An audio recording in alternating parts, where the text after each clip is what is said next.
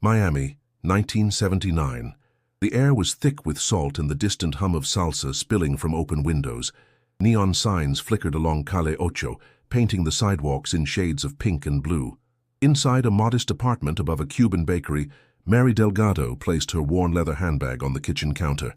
It had been a long day at Coralview Elementary.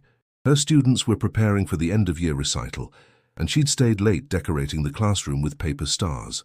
Mary loosened her hair, letting the warm air brush against her neck. She moved through the small apartment, a teacher's home filled with books, chalk-stained clothes, and a single plant that refused to die. From her window, she could see the glow of Miami's restless nightlife. Somewhere in the distance, a radio played Celia Cruz, her voice cutting through the night like memory. She poured herself a cup of café con leche and sat by the window, writing in her notebook. The words were simple. Every child carries a light. My job is to help them see it. Teaching wasn't just her career, it was her calling. In a city balancing hope and hardship, Mary was the kind of person who still believed the world could be kind. The phone rang suddenly, startling her. She hesitated, then answered. "Hello?" Silence. Only the sound of static. She hung up, brushing it off as a wrong number, but something about the silence lingered. Downstairs, an old man locked up the bakery and looked up toward Mary's window. He would later tell police he saw her light go out around 10:30 p.m. By 11, the night had turned heavy. Rain clouds gathered over the city. Mary changed into her nightgown, humming softly as she prepared for bed. But the hum of the street below was gone. The neighborhood felt unusually still, as if the air itself was holding its breath. A faint sound came from the hallway. Footsteps, slow and deliberate. Mary froze. Her first thought was that it was Mrs. Alvarez, her elderly neighbor, coming home late again. Then came the knock. 3 short, precise taps. She walked toward the door, cautious. "Who is it?" No reply. The knocks came again, harder this time. Her pulse quickened. She stepped back, heart pounding against her ribs. And then, silence. For a moment, she dared to think it was over. She turned off the lamp and took a deep breath. But before she could reach her bedroom, a sudden crash shattered the quiet. Glass broke. A shadow moved. A scream echoed through the corridor of the apartment building, sharp and short-lived. The next morning, the smell of rain lingered over Little Havana. Police cars lined the narrow street. Detective Robert Hayes stood by the doorway, his notepad open. Inside, the apartment was in disarray. Drawers pulled, books scattered, a broken teacup by the window. Mary Delgado lay unconscious near the kitchen table, her pulse weak but steady. As paramedics lifted her onto the stretcher, her eyes flickered open for just a second. She whispered one word, unintelligible, lost beneath the sirens. Before we uncover what happened to Mary Delgado on that quiet Miami night, make sure you're subscribed to our channel. What you're about to hear is a story of truth, silence, and a city that never forgot. The Miami Police Department buzzed with the low hum of typewriters and the steady ring of telephones. Detective Robert Hayes leaned over his desk, studying a photograph of Mary Delgado taken from her school files. Her face was calm, almost too calm for what had just happened to her. The call had come in before dawn, an assault in Little Havana, a teacher, still alive but barely conscious. When Hayes arrived at Jackson Memorial Hospital, the scent of antiseptic and rain filled the air. Mary lay in a hospital bed, her head wrapped in bandages, her breathing shallow. The nurse whispered, "She hasn't said much. Keeps drifting in and out." Hayes stood beside her, lowering his voice. "Mary, I'm Detective Hayes. I need to ask you a few questions if you're up for it." Her eyes fluttered open, unfocused. "The hallway, someone was there," she murmured. "The door, the sound." "What sound?" he asked softly. "A knock, and then—" Her face tightened in pain. "I don't remember." He nodded, knowing he wouldn't get more that night. Outside, a group of neighbors waited anxiously behind the yellow tape. Most were Cuban immigrants, hard-working families who had built their lives from nothing. They spoke of Mary as if she were one of their own. "She teaches our kids," one woman said. "Always helps with the after-school program." Another added, "Never hurt nobody. Why her?" Hayes took notes, scanning the dimly lit hallway. No signs of forced entry. No fingerprints that meant anything. The front door had been locked when the paramedics arrived, but one window in the kitchen was shattered. It could have been the point of entry, or a struggle. The neighbors mentioned a noise around 10:30, a woman's scream, then footsteps fading toward the stairwell. But no one saw the attacker. The building's maintenance man, Jorge, swore he heard a man's voice earlier that evening, arguing in the hallway. "I didn't see his face," Jorge said, "but he wasn't from here, not one of us." At the station, Hayes reviewed the limited evidence. A torn button. Smudged prints. Nothing that tied to anyone in the system. Miami's crime lab in 1979 was primitive compared to what it would become. Forensics could only tell him so much. That night, he returned to his small office, the city's glow seeping through the blinds. He replayed Mary's words in his head. The hallway, the sound. Something about it bothered him. Attacks like this were rare in Little Havana, especially against someone like Mary Delgado. As he closed his notebook, he looked at her photo again. There was something in her eyes, even in that static image, a quiet strength that suggested she would not remain a victim for long. He leaned back, the chair creaking beneath him. Who would want to hurt a teacher? He whispered to himself. Outside, the rain started again, washing the streets clean, but not clean enough to erase what had happened inside that small apartment. The case had just begun, and already it felt personal. Weeks passed, and the city of Miami began to move on, but inside Jackson Memorial Hospital, Mary Delgado was learning to live again. The bruises faded, the bandages came off, yet the nights remained heavy.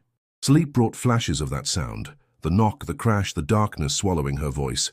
When Detective Hayes visited, she was sitting near the window, her hair tied back neatly, a book in her lap. "You're looking stronger," he said. Mary smiled faintly. "Stronger than I feel."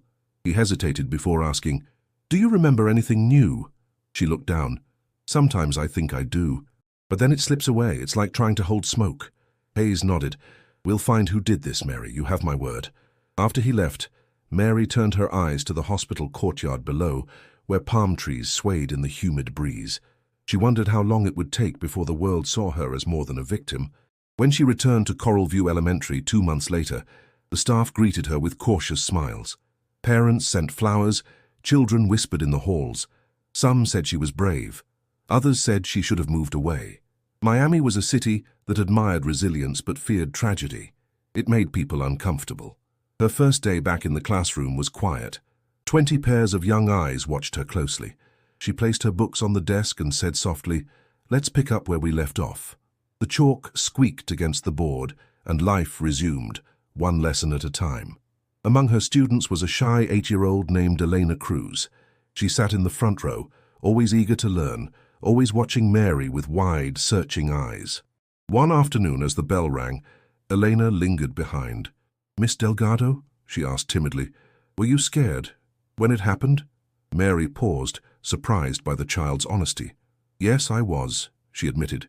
"But being scared doesn't mean you stop living." Elena nodded slowly, her small hands gripping the edge of the desk. "My mum says brave people are the ones who keep going, even when they're afraid." Mary smiled, touched. "Your mum is very wise." After that day, Elena began to stay after class, helping Mary erase the chalkboard or organize papers. The friendship between them grew quietly, a small light in the shadow of what had happened. Still, whispers followed Mary wherever she went. In the grocery store, at church, on her way home from work, people talked. Some claimed it was a jealous lover. Others said it was random, a stranger's violence. A few even hinted that she had somehow invited trouble. It was the 1970s, and judgment often came faster than compassion. At night, Mary wrote in her journal, her pen trembling but determined, "I will not let this define me." Each morning she rose before dawn, walked to school past the bakery and the corner cafe, and taught her students as if the world had never broken her. But deep inside, she knew the truth. Something about that night remained unfinished, and though she didn't yet understand why, she could feel it lingering, waiting to return. Detective Robert Hayes sat in his unmarked car across from Mary Delgado's apartment building, the night air heavy with the smell of ocean salt and exhaust. A month had passed since the attack, and the case was already beginning to slip through his fingers. Leads that had once seemed promising had dissolved into dead ends. Witnesses forgot details, alibis solidified. The press had stopped calling. Inside the precinct, the file on Mary's case grew thinner each week. A torn button, a partial fingerprint, a vague description of a tall man seen leaving the building, nothing that could stand up in court. The evidence board in Hayes's office looked like a puzzle missing its center. He met with Mary again, hoping a spark of memory might appear. She looked stronger now, though her eyes still carried a quiet unease. "I've been trying to remember," she said. "Every night I close my eyes and go back there, but it's like my mind shuts the door before I get close." Hayes leaned forward. "You mentioned hearing a man's voice that night. Anything about how it sounded?" She hesitated. "Low, calm, not angry, almost familiar." That word stayed with him. Familiar. Hayes had worked enough cases to know that violence rarely came from strangers. Later that afternoon he questioned the residents again. Jorge, the maintenance man, swore he saw a man in a tan jacket leave the building moments after the scream. He was walking fast, Jorge recalled, didn't look back. Drove off in a blue Ford. It was something, but not enough. Half the city drove blue Fords. At the bar across from the precinct, Hayes nursed a glass of rye and stared at the rain sliding down the window. His partner, Frank Torres, joined him. "You're still chasing ghosts, huh?" Hayes didn't look up. "You ever get the feeling a case doesn't want to be solved?" Frank chuckled. "In Miami?" "Every day." But Hayes couldn't let it go. The way Mary spoke, the fear in her eyes, there was more beneath the surface. He returned to the apartment once more, walking through the dimly lit rooms. The faint scent of coffee lingered in the air, as if the memory of that night refused to fade. Near the kitchen window, he noticed something small lodged between the floorboards, a silver earring, delicate and unbroken. Mary's or someone else's. He bagged it carefully. When he brought it to her the next day, she studied it in silence. "That's not mine," she said. Hayes's pulse quickened. "Then whose could it be?" Mary looked away, her fingers tightening around the hospital bracelet she still hadn't removed. "I wish I knew." Back at the station, Hayes logged the earring as evidence, though he knew it wouldn't lead far. The lab's backlog stretched months, and technology in 1979 offered little more than hope and instinct. By winter, the file was closed. Insufficient evidence. Hayes stared at the stamped report on his desk. Another unsolved case, another unanswered question. But something in his gut refused to let go. In a city built on heat and silence, he could feel it. The truth was still breathing, somewhere out there. The years moved forward, but the memory of what happened to Mary Delgado lingered like a shadow over Little Havana. The headlines faded, the whispers quieted, and the case file gathered dust in the back corner of the precinct. Miami itself was changing.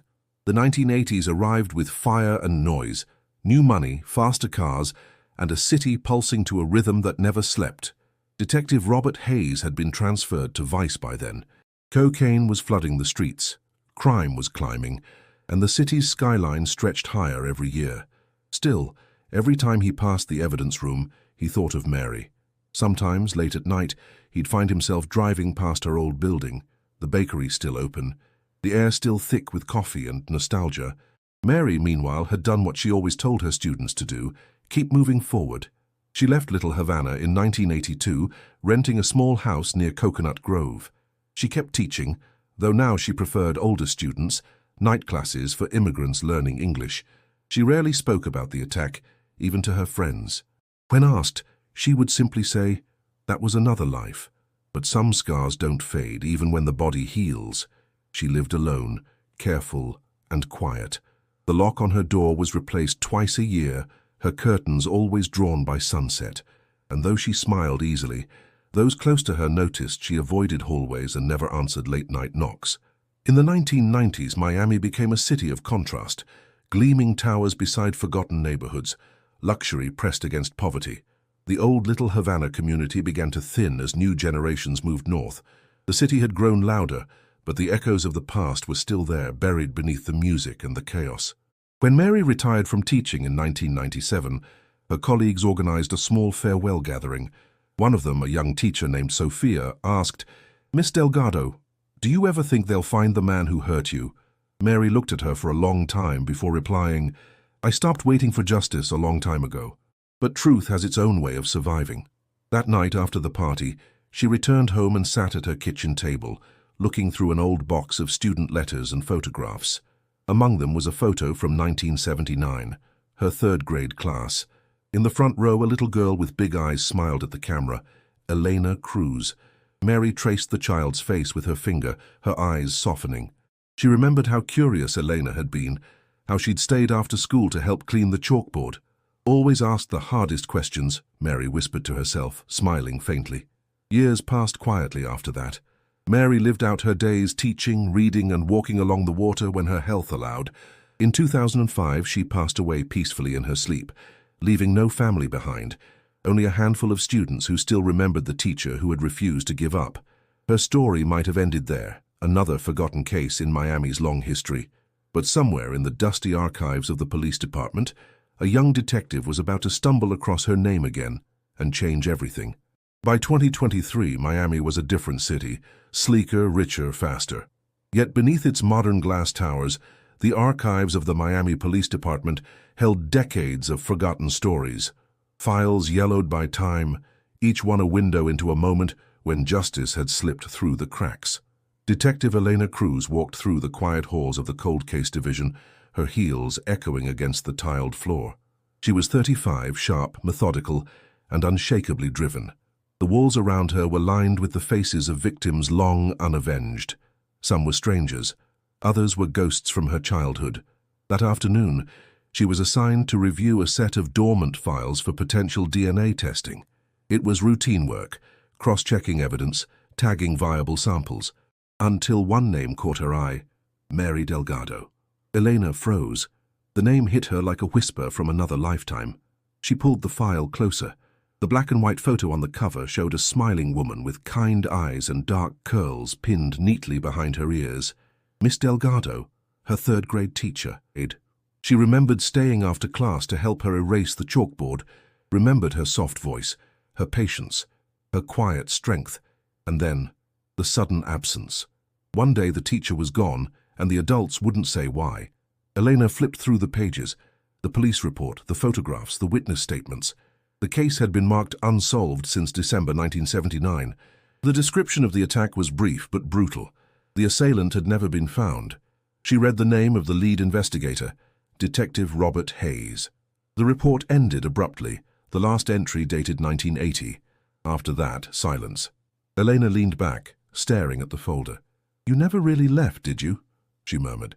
Across the room, her partner, Detective Marcus Reed, noticed her expression. "You look like you've seen a ghost." "In a way I have," she said. "This woman, she was my teacher." Reed raised an eyebrow. "No kidding. You gonna reopen it?" "Not yet," Elena replied. "First, I want to see what we've got left." The next morning, she took the evidence box from storage, a faded cardboard container sealed with brittle tape. Inside were the remnants of a life interrupted: a notebook, a broken teacup, a torn button, and one small envelope marked biological sample. It had been collected from the apartment floor, a trace of blood too small to test with 1979 technology. But now, everything had changed. Elena brought the envelope to the modern forensics lab, her hands steady, but her heart racing. The technician, Dr. Patel, glanced at the label and smiled faintly. "Old case, huh? We'll run it through CODIS, see what shakes loose." Days passed. Miami's heat clung to the air, and Elena found herself checking her email compulsively. Then, late one Friday afternoon, the notification arrived. DNA match found. The name that appeared on the screen made her blink twice, sure she'd misread it. Thomas Reeves, a retired Miami firefighter, 69 years old. No criminal record, no connection to Mary listed in the file. Elena stared at the name, the hum of the office fading around her. 44 years later, the silence surrounding Mary Delgado's case was about to be broken. The news broke on a humid Tuesday morning. Florida 1979 cold case solved. Arrest shocks community. The words flashed across every Miami network. The photograph of Thomas Reeves filling television screens across the city. A retired firefighter, a decorated public servant, a man who had once pulled children from burning buildings, now accused of a crime buried beneath 4 decades of silence. Detective Elena Cruz watched the coverage from her desk, the headlines moving faster than the facts. Reporters shouted questions outside the police station, their voices cutting through the summer air. How could this happen? Why now? Is the evidence reliable? Inside, the atmosphere was tense. Officers whispered in hallways, old-timers shaking their heads. "Reeves?" one said. "No way, that guy's a legend." But the DNA match was undeniable. The lab had verified it twice. Trace blood from Mary Delgado's apartment floor matched Thomas Reeves, with a probability beyond question. Elena knew the science was solid, but science wasn't the hardest part. Belief was. Her partner, Detective Reed, placed a folder on her desk. "You ready for this?" "As ready as I'll ever be," she replied. They drove to Reeves's home in Coral Gables, a quiet neighborhood shaded by banyan trees and lined with manicured lawns. Reeves opened the door himself, a tall man with silver hair, steady eyes, and the calm confidence of someone used to authority. "Detective Cruz," he said, reading the badge, "and can I help you?" "We have a warrant for your arrest, Mr. Reeves. You're being charged in connection with the assault of Mary Delgado in 1979. For a moment, his expression didn't change. Then he gave a dry laugh. "That's ridiculous. I don't even know who that is." Eleanor's voice was even. "You lived 2 blocks from her apartment at the time. You worked at Station 12, less than a mile away." Reeves shook his head. "That was 40 years ago. You're basing this on what, a drop of blood? Come on, detective, someone made a mistake." But the cuffs clicked, and the man once called a hero was led to the squad car as neighbors stood frozen in disbelief. By noon, Miami was divided. Some saw the arrest as long overdue justice. Others called it a smear campaign against an innocent man. The phone at the precinct rang non-stop. Reporters, lawyers, even retired firefighters demanding answers. That night, Eleanor sat alone in her office reading through Reeves's background.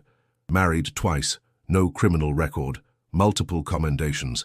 He'd been celebrated as a model citizen.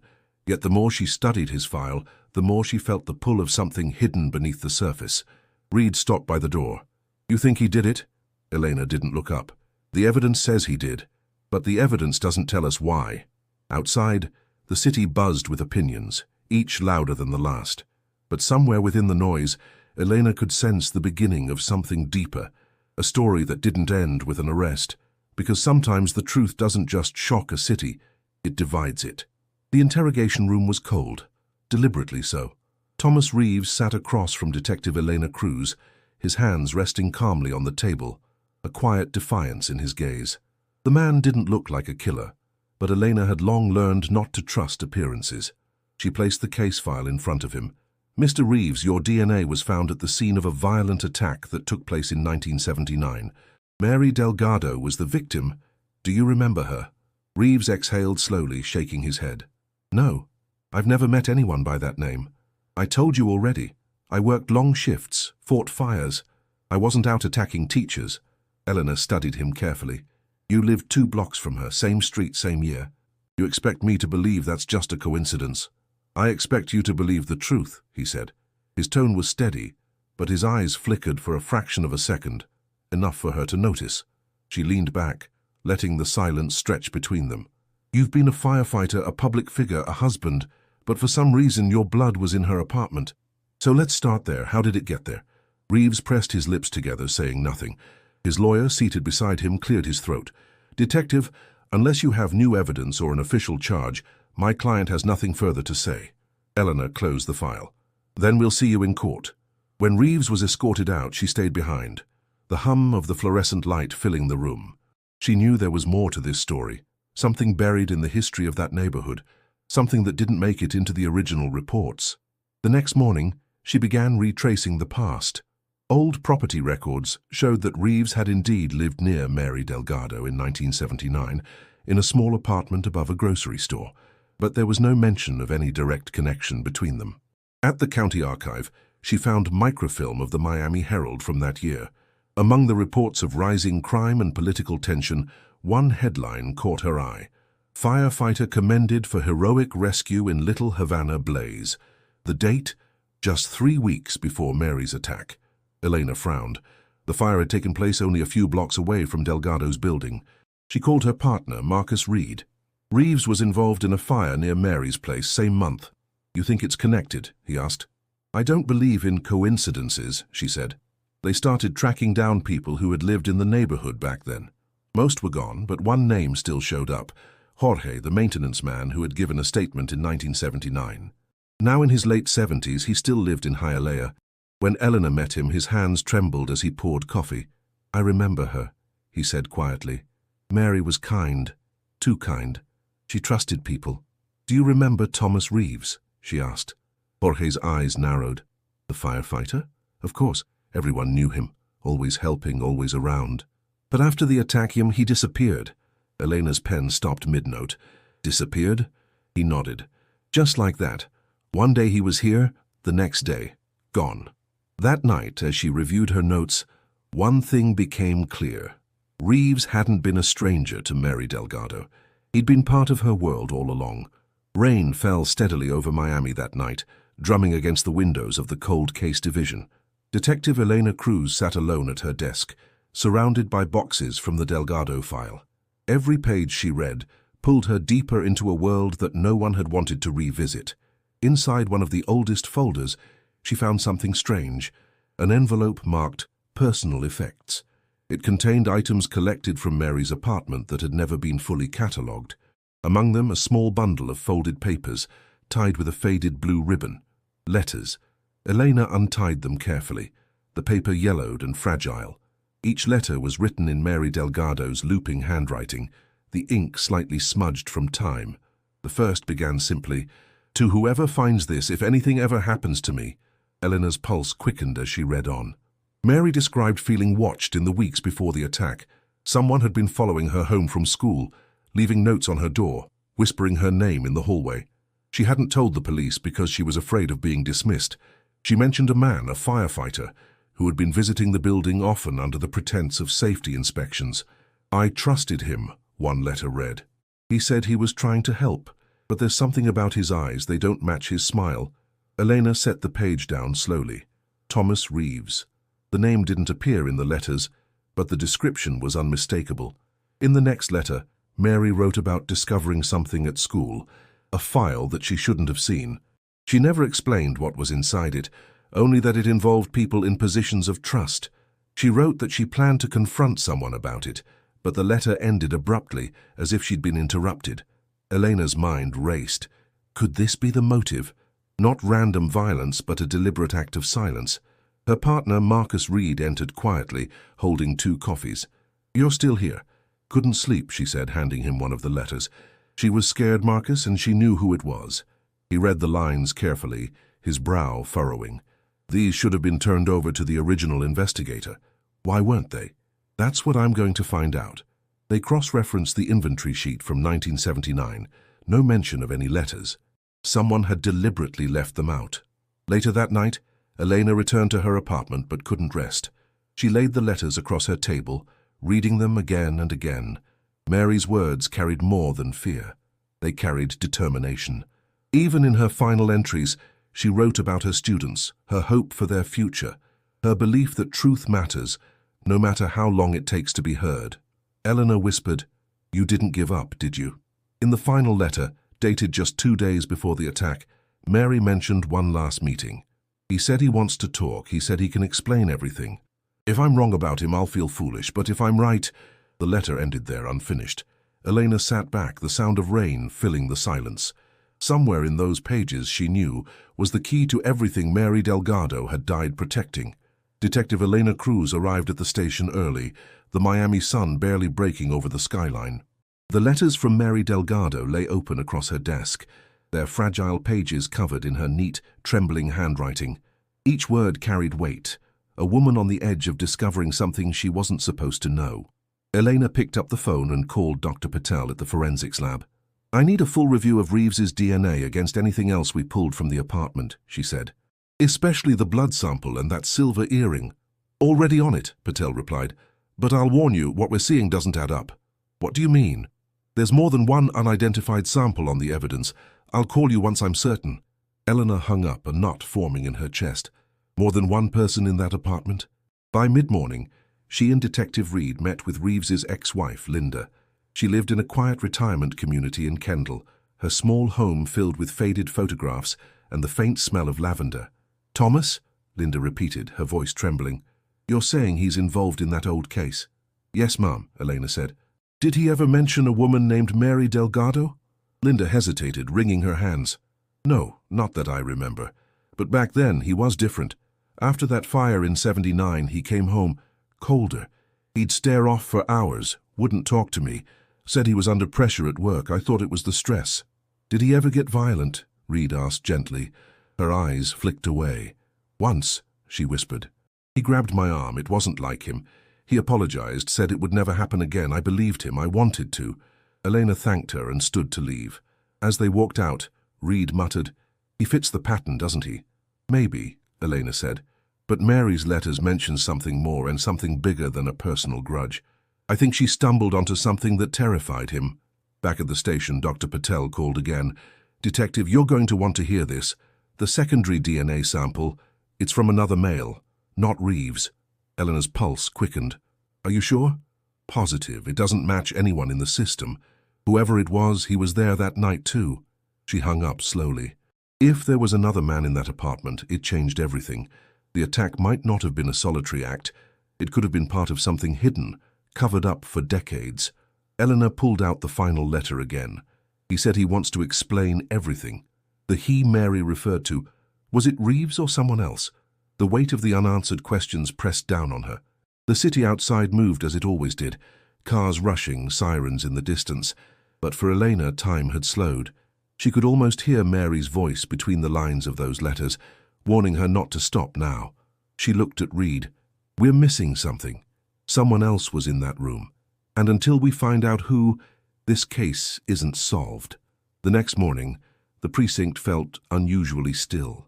Detective Elena Cruz sat at her desk, staring at the photos pinned to the investigation board. Mary Delgado, Thomas Reeves, and a growing web of questions that refused to connect. The new DNA results had changed everything. There had been someone else in that apartment, someone erased from the record. She pulled the original 1979 report again, scanning each line for inconsistencies. One section caught her eye, a note at the bottom, "Filed under secondary evidence, restricted." The signature belonged to Detective Robert Hayes. Hayes, the man who had led the original investigation, the man who had left the force in 1985 and vanished from public record. Eleanor searched through the department's personnel archive until she found a current address, a retirement community near Fort Lauderdale. She called Reed. "I'm going to see him." Hayes lived in a small, weathered bungalow overlooking a canal. He opened the door slowly, leaning on a cane. His hair was white now, but his eyes were sharp, eyes that had seen too much and remembered more than they wanted to. "Detective Cruz," he said after she introduced herself, "I figured this day might come." "You knew Mary Delgado," Eleanor said. "You worked her case." "I did," he replied, "and I failed her." Eleanor took a seat across from him at the small kitchen table. "There's something missing from your report. A secondary file. What was in it?" Hayes sighed, rubbing a hand over his face. "Things you weren't supposed to see. Back then we were told to close it quickly. The city was under pressure. Too many unsolved cases. Too much bad press. But Mary, she wasn't just some random victim." "What do you mean?" "She'd been asking questions," he continued quietly. "About the fire department. About budget fraud, false reports, staged rescue calls. She was trying to protect one of her students. The boy's father had been fired from the department and threatened to expose everything. Reeves was part of that unit." Eleanor felt a chill run through her. "So she knew something that could have destroyed him?" Hayes nodded. "She came to the station once, said she had proof. Letters, documents. The next week she was attacked. I knew Reeves was dirty. I even brought him in for questioning. But the higher-ups shut me down. Said the evidence was circumstantial. The file you're looking for, they ordered it sealed. Do you still have it?" He hesitated. Then, without a word, he stood and disappeared down the hallway. When he returned, he held a worn folder, the edges frayed, the label faded. MD-79, confidential. "I kept it," he said softly. "Couldn't let it disappear completely." Eleanor opened it slowly. Inside were copies of fire inspection reports, falsified signatures, and one photo that stopped her breath. Reeves standing beside another firefighter, both smiling in front of the burned building from the 1979 blaze. The other man's face was blurred, half-turned from the camera, but Eleanor could see enough to know he was the second DNA profile. She looked up. "Who is he?" Hayes exhaled deeply. "That's the part I never found out." The sky over Miami was a heavy gray when Detective Elena Cruz walked into the interrogation room.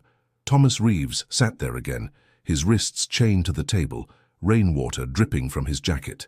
His lawyer wasn't present this time. He had requested to speak to her alone. Eleanor placed the worn folder from Hayes on the table between them. Reeves stared at it in silence.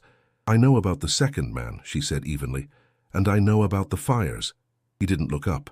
You don't know what you're talking about. I know Mary Delgado found something she wasn't supposed to. You were part of a firehouse scam, insurance fraud, staged rescues, fake reports. She discovered the truth and confronted you. Reeves's fingers twitched against the metal cuffs. That was 40 years ago, he muttered. Nobody cares about that anymore. She cared, Elena said, and she paid for it. A long pause filled the room.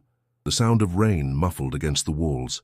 Reeves exhaled sharply, as if surrendering to a weight that had followed him for half a lifetime.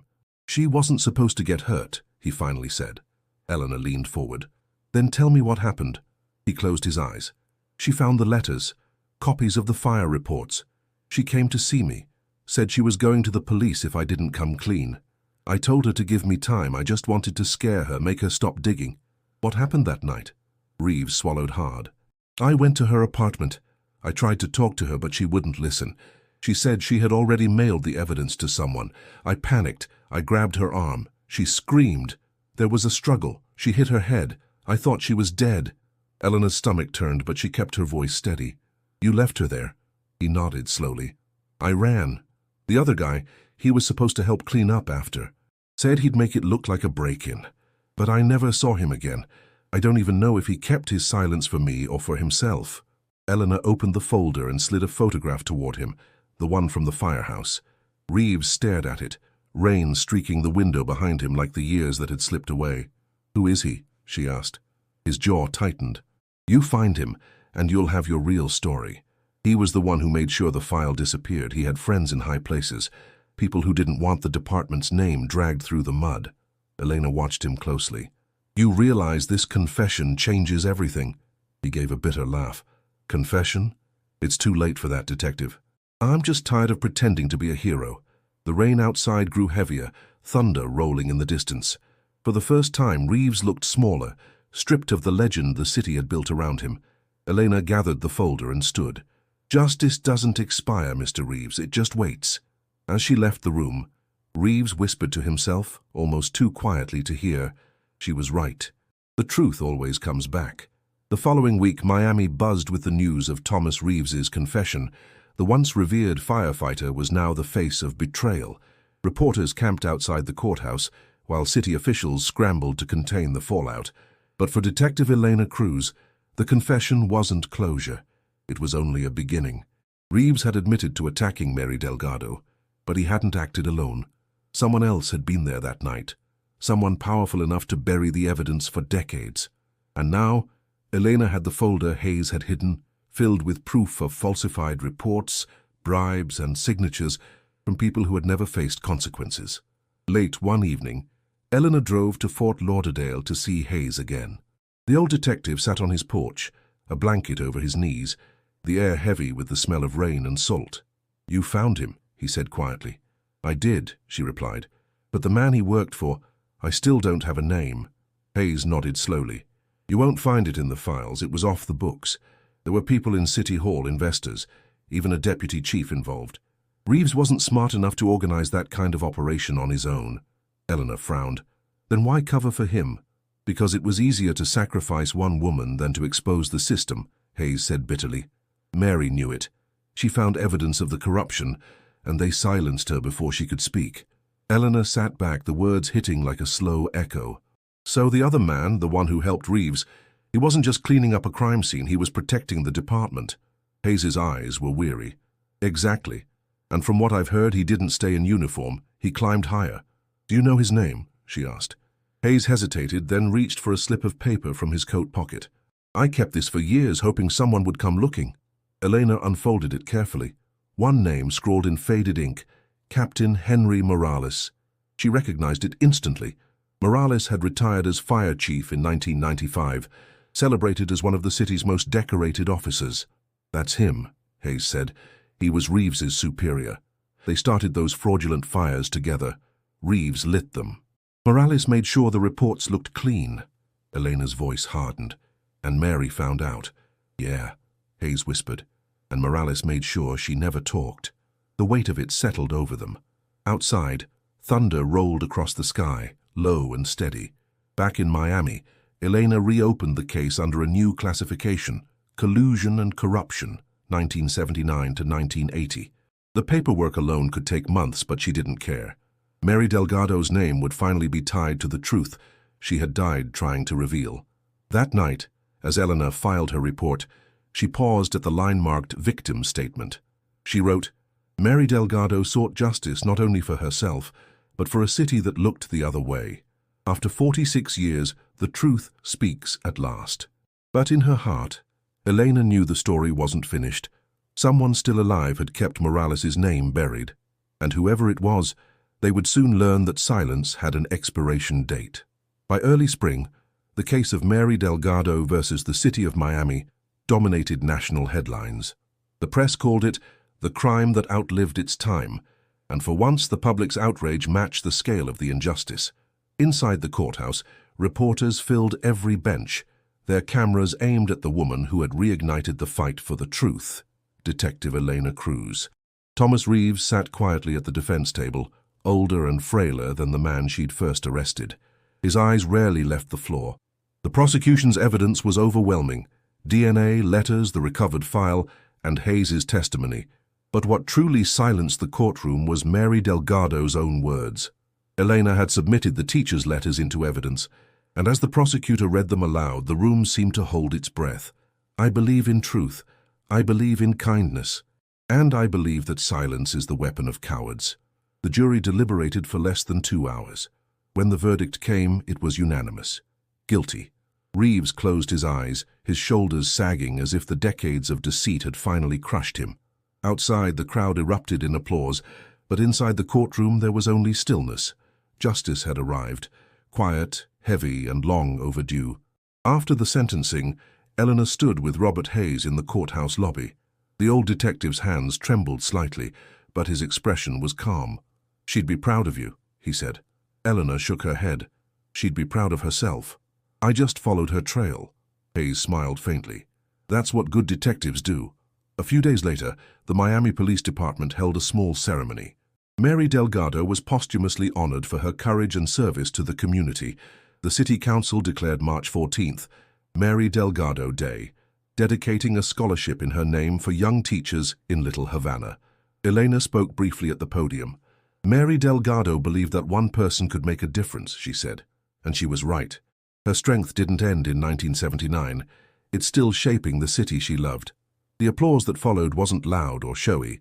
It was genuine, the kind of applause that comes from a collective acknowledgement that something broken had finally been mended. Later that evening, Elena walked to the old school building where Mary had once taught. It had been renovated, but the hallway still smelled faintly of chalk and coffee. She paused by a framed photo of Mary and her class, children grinning beneath paper stars. Among them was a little girl with curious eyes, Elena herself. She whispered softly, "We did it."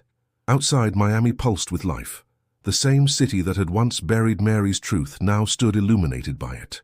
As Elena drove home, the lights of the skyline shimmered against the dark water. For the first time in months, she felt the tension leave her shoulders. Justice hadn't brought peace entirely, but it had brought balance, a sense that Mary Delgado's voice had finally been heard. In her rearview mirror, the courthouse faded into the distance, replaced by the quiet hum of the city she'd sworn to protect. And though the case was over, Elena knew one thing for certain: truth, no matter how long it takes, always finds its way back to the light. The rain had stopped by the time Detective Elena Cruz reached the small cemetery on the edge of Little Havana. The morning sun cut through the clouds, casting light over the rows of headstones. She carried a single white lily in her hand, the same flower Mary Delgado's students used to bring her every spring. She found the grave near an old oak tree, its trunk wrapped in ivy. The inscription was simple: Mary Delgado, 1951-2005. Teacher, beloved. Someone had left a stack of children's drawings beside the stone, colorful papers fluttering in the breeze. Even after all these years, her students hadn't forgotten her. Elena placed the lily gently on the ground and spoke softly.